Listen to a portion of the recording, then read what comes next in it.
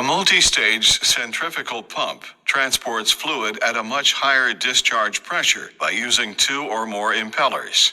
The main components of a multistage centrifugal pump consist of the following: the casing, shaft, impellers, bearing housing, driver, volute chambers, suction port, and discharge port.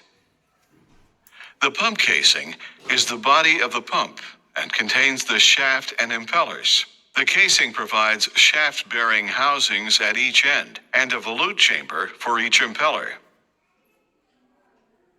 The shaft extends the full length of the casing with a driver, typically an electric motor, connected to the inboard end.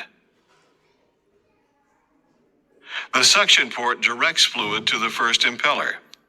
One impeller for each stage is attached to the shaft.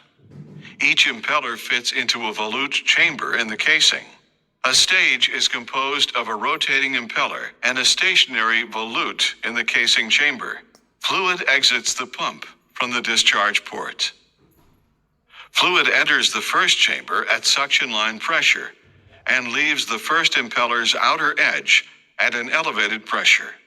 Upon leaving the first stage, the fluid enters the second stage, where the pressure is increased further.